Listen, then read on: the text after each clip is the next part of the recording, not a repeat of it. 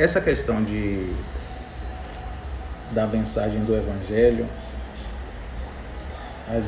hoje, principalmente hoje, está sendo bem complicado a gente ouvir o Evangelho verdadeiro, né? Assim, eu estou dizendo no contexto geral da igreja, porque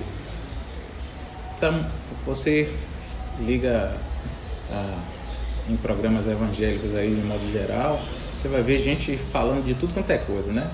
De vitória financeira, de situações emocionais, gente falando de cura, de tudo quanto é coisa. Mas, segundo as Escrituras, o centro do Evangelho é a cruz. É o que Jesus fez por nós. Por isso que o Evangelho não tem o ser humano como um centro, e tem Jesus como centro. A obra que Deus fez através de Jesus. Embora, obviamente, essa obra que Deus fez por meio de Jesus alcança o homem. Isso é um fato. Porque nesse projeto de Deus, nesse plano eterno de Deus, o homem se perdeu e Deus queria resgatá-lo. Então Deus, para resgatar o homem, Deus enviou seu próprio Filho para que nessa operação de resgate, né, o seu próprio Filho fizesse esse trabalho de salvação. Mas isso não pode ser trocado no sentido de colocar o homem como que sendo a maior coisa desse projeto, né? Sempre foi Jesus. E na verdade, se a gente for olhar para tudo que a Bíblia diz, o próprio ato de Jesus vir e morrer por nós já demonstra que a nobreza de quem é Jesus. Isso, na verdade, só exalta a figura de Jesus, porque, como a gente sempre diz, Deus poderia, uma vez que o homem tivesse caiu, né? Poderia chegar e dizer assim: a raça humana caiu, vou substituir, vou fazer tudo novo. E, no entanto, Deus se fez carne e habitou entre nós para morrer por nós.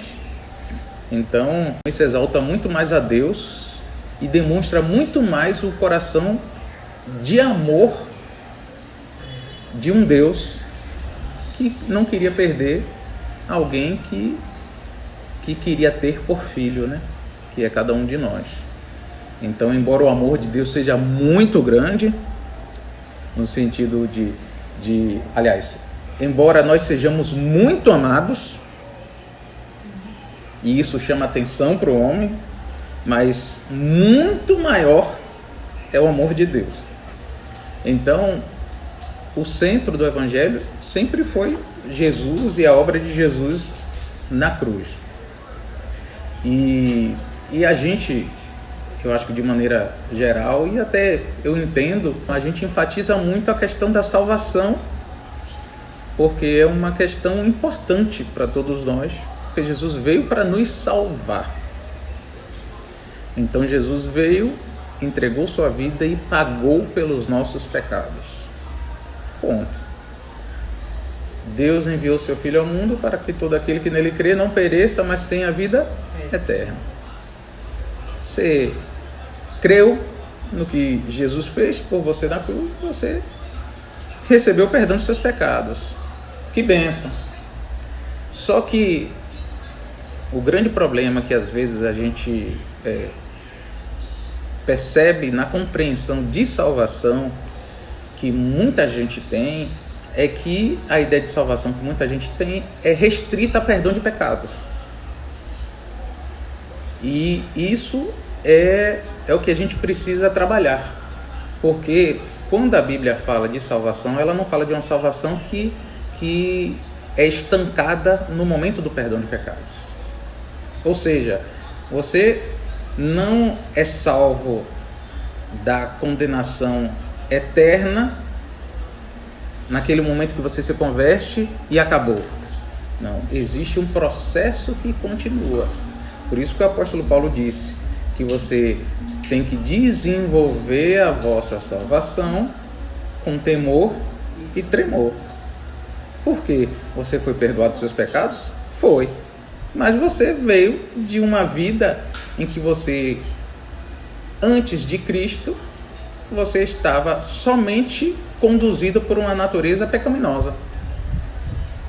E, sendo assim, você estava vivendo totalmente distante da vontade de Deus. Então, a sua vida, a sua mente, o seu coração está totalmente distante daquilo que é a vontade de Deus para um ser humano viver. Então, o que é que você precisa a partir do momento da sua conversão?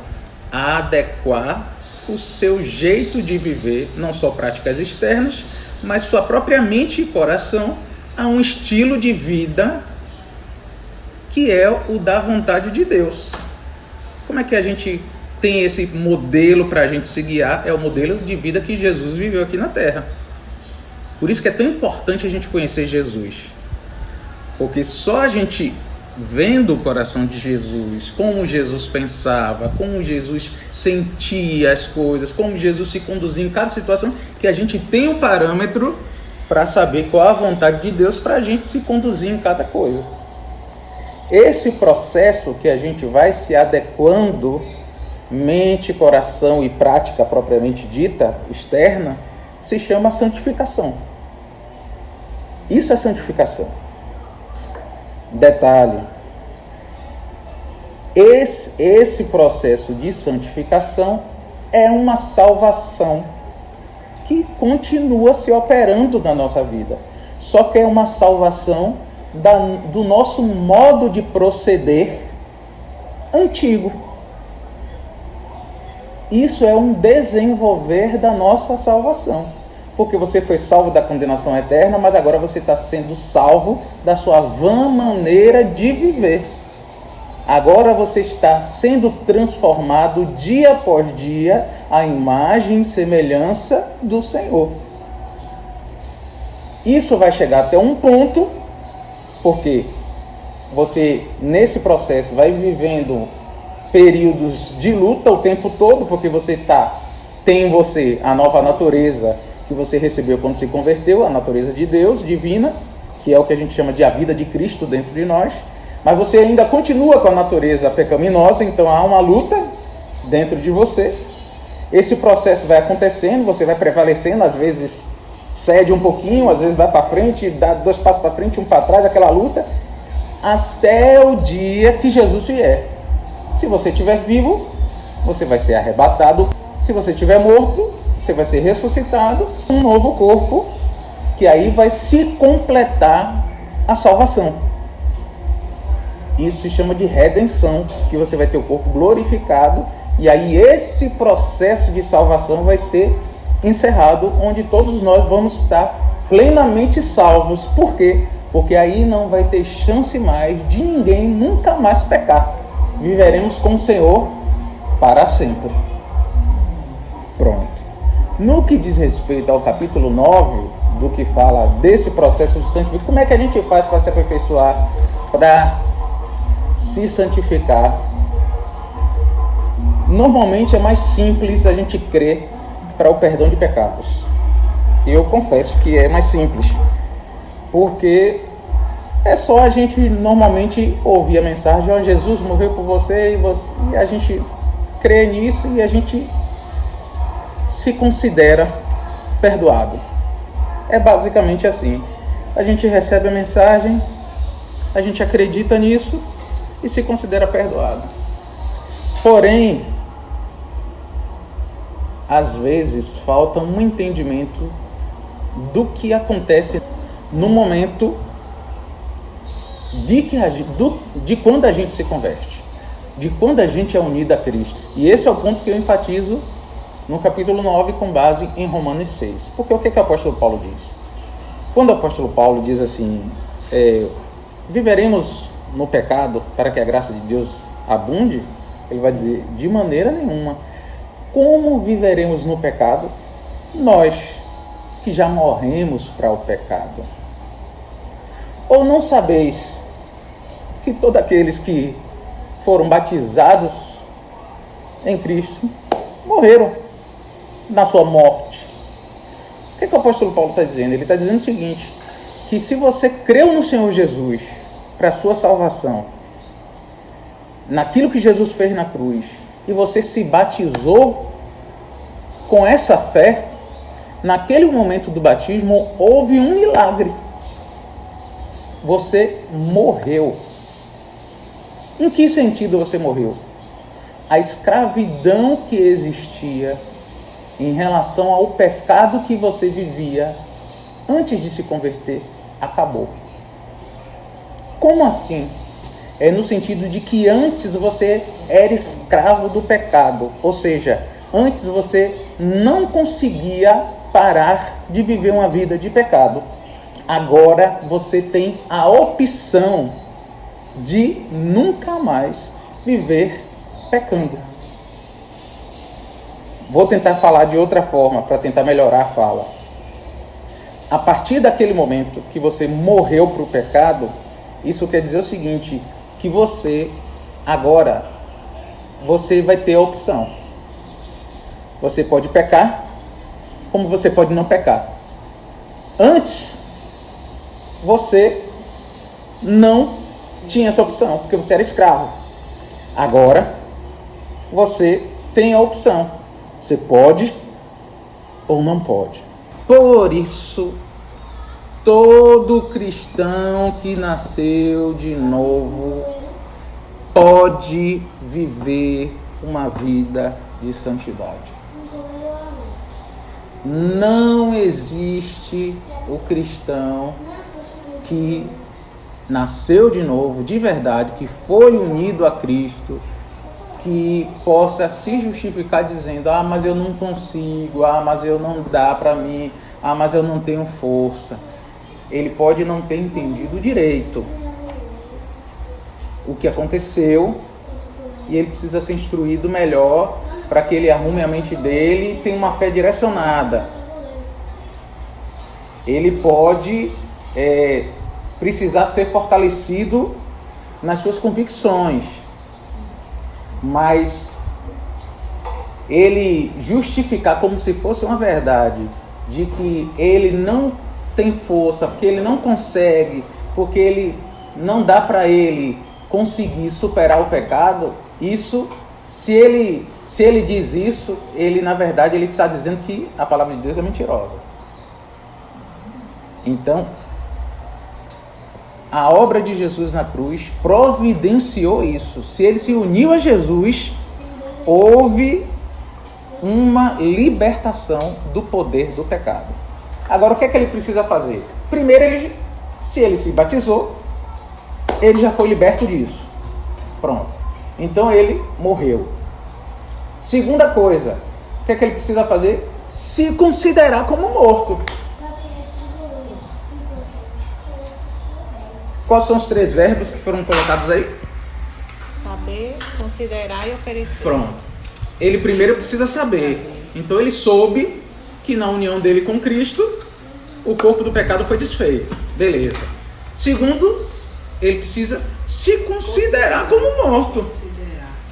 Como é que ele precisa se considerar? Primeiro, sabendo. Segundo, assumindo isso. Porque se ele não assume isso, ele vai viver como The Walking Dead, né? Como um zumbi. Um vivo morto. Quem não assiste, eu acho que a Noélia não assiste. Né? Por isso que ela ficou com a como um vivo morto.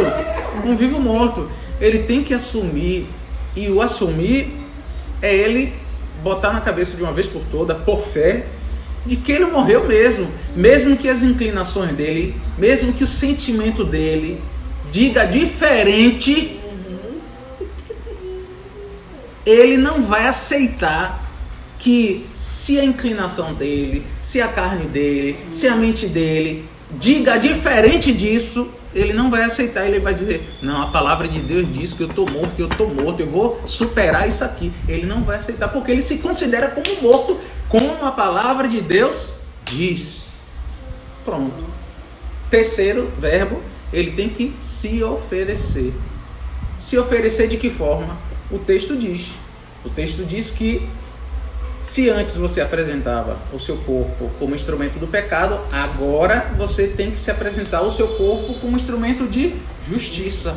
É o que eu chamo no livro de substituição. Então, se eu roubava antes, agora não é que eu deixo de roubar. Se eu roubava antes, agora eu sou generoso. Além de trabalhar, eu ainda vou dar. Entende? Se eu furtava, Olha como são as coisas. Se eu roubava, agora não é que eu deixo de roubar.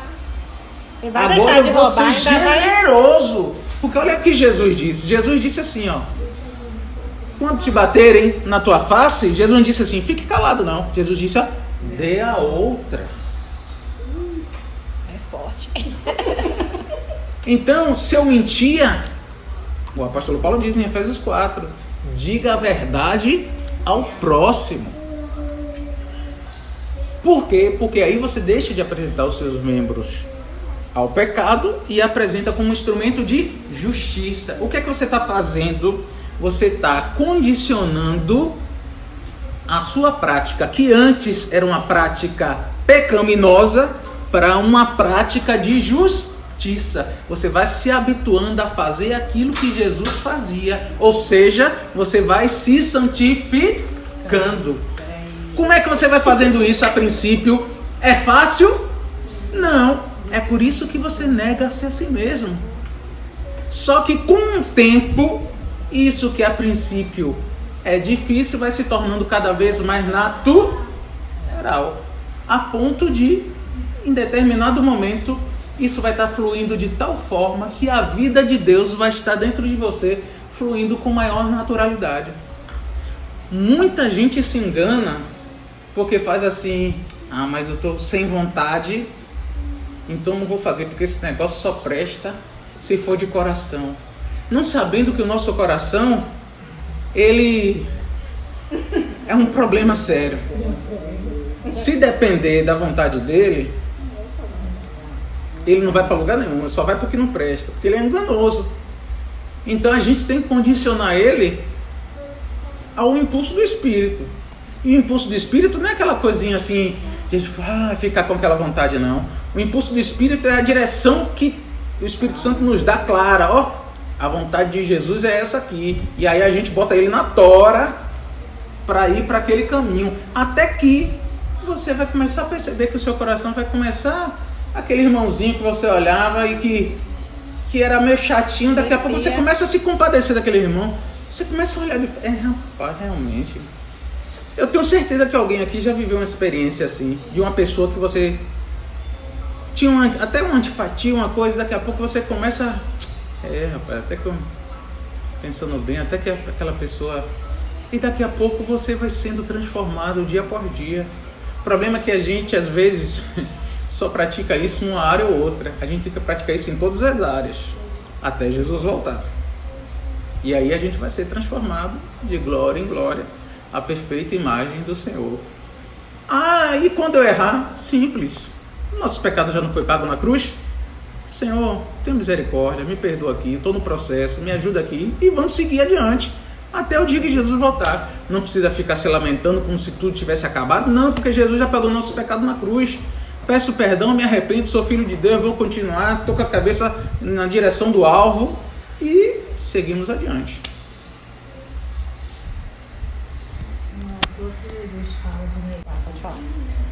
A outra parte que o capítulo 9 fala é em relação a uma vida no Espírito, que é essa vida que é conduzida pelo Espírito Santo, porque embora... essa vida de santidade a gente possa viver, a gente está liberado para viver, ela é impulsionada pelo Espírito Santo. O Espírito Santo é o motor que nos faz viver essa vida. É ele que nos impulsiona a viver essa vida de santidade. E é bem interessante que, se a gente for seguir a sequência, né, de Romanos 6, 7, 8, antes de falar dessa vida no Espírito em Romanos 8, ele começa no capítulo 7, o apóstolo Paulo, falando sobre casamento. E é uma coisa bem interessante, porque parece, às vezes, se a gente passar despercebido na leitura, parece desconexo um pouco, mas na verdade não é, e faz todo sentido ele ter falado do casamento, porque ele está fazendo, o capítulo 7 faz uma conexão entre o 6 e o 8. Ele fala sobre a gente morrer para a antiga vida e ressuscitar para uma nova vida. E ele usa a lei como um elemento que aponta para a antiga vida, e ele fala de Jesus, que aponta para essa nova vida de santidade, uma vida que dá frutos para a glória de Deus. Então, no capítulo 7, ele mostra que nós morremos para essa antiga vida e morremos para a lei, na união com Cristo, e ressuscitamos para nos casar agora com Cristo, para viver essa vida no Espírito, que é uma vida de santidades e que dá fruto para Deus. Ou seja, o que é que ele quer dizer com isso? Ele quer dizer com isso que a vida no Espírito, essa vida de santidade, essa vida que dá fruto para Deus, é uma vida de casado, só que com Jesus. E isso chama atenção para uma coisa. E, inclusive, ultimamente eu tenho chamado assim com relativa atenção, chamado a atenção, né, com relativa frequência, para alguns irmãos mais próximos, talvez até vocês já tenham ouvido aqui, de que o nosso relacionamento com Deus, nosso relacionamento com Jesus, não pode estar pautado em pedir, como se Deus fosse um banco, como se o nosso relacionamento com Ele fosse por interesse. O que é um relacionamento de interesse? É aquele que você se aproxima não pela pessoa, mas sim porque ela tem algo para te dar. Só por isso. E aí eu fico imaginando, me colocando até na situação, quantas vezes eu só me aproximei de Jesus, fiz aquele meio campozinho que era dar um glória, um aleluia, aquele primeiro momento, mas na verdade só com a intenção de, na primeira oportunidade, abrir a boca e pedindo alguma coisa a Ele. Eu não sou assim com a Ângela. Quando eu estou com ela, eu quero estar com ela. Eu quero ter um momento com ela, eu quero abraçar ela, eu quero ter momentos de carinho, de afeto, eu quero às vezes só estar com ela. Às vezes eu peço coisa a ela, claro, pô, amor, pega uma água ali pra mim e tal, mas assim, eu quero estar com ela, a presença dela pra mim é importante. E por que com Jesus eu só vou pedir? Então, uma vida no Espírito, antes de mais nada, é a gente ter um relacionamento com Jesus. É eu ter prazer com a presença de Jesus. É eu buscar a Jesus pelo que Ele é e não pelo que Ele tem para me oferecer. Se a gente se aproxima de Jesus, se a gente tem um relacionamento com Jesus que não é pautado no querer estar com Ele, muito provavelmente a gente não está tendo Ele como esse marido que a Bíblia está descrevendo que é para a gente ter. E se não está tendo esse relacionamento dessa forma, muito provavelmente a gente não está produzindo esse fruto que era esperado a gente estar produzindo. Porque eu tenho certeza que alguém pode até estar pedindo coisas a Deus e percebendo algum desajuste na sua prática de santidade. Mas eu também tenho certeza que se alguém está vivendo um relacionamento de íntima comunhão com Jesus, que o Espírito Santo está guiando ele a uma vida plena de santidade. Eu tenho certeza. Porque Deus é fiel. Imagine você, o que é mais fácil? Você gastar, vamos colocar aqui só para a gente ter um dimensionamento aqui. A gente tem 1 hora de oração por dia. Seguindo essa linha de raciocínio que a gente está colocando. O que é mais fácil? Você gastar 58 minutos pedindo, e 2 minutos, que é os 2 minutos iniciais, dando aquela glorificaçãozinha, só para introduzir a petição, e você levantar e viver um dia inteiro de santidade? Qual Qual é mais fácil, desculpe? Qual é mais fácil? Viver uma vida de santidade depois dessa rotina? Ou você viver 58 minutos de deleite no Senhor, de adoração, de entrega, Ele ali ministrando ao seu coração, e 2 minutos você lembra de alguma coisa que você tem ali para pedir, e você aproveita aquele momento e pede ao Senhor. Me diga aí, entre os 2 momentos, qual o momento que você, depois dali que você vai sair, qual o momento que você acha que vai te dar mais provisão de força, de impulsionamento para a santidade? Então, o que falta em nós é um relacionamento com o noivo, né? Porque quando você se aproxima mais dele, conhece ele mais você se santifica, você Quer agradar quer ele. agradar, você quer... Ou não, isso aqui... Você se apaixona. Isso, você fica assim... Então, Fica mais leve. exatamente. Então, assim, a vida no Espírito, ela não é impulsionada porque, você ali vai falar em línguas e não sei o que, embora isso, você vai falar em línguas. A questão não é essa. Mas, às vezes, a gente fica esperando como se uma coisa, sabe, um toque sobrenatural, um som com óleo fizesse uma... E, na verdade... A vida no Espírito é você viver um relacionamento com Jesus tão intenso que o Espírito Santo vai pegar esse momento e vai levar isso para a sua vida inteira, a ponto de você transparecer isso para todas as práticas da sua vida. Que é o transbordar, né?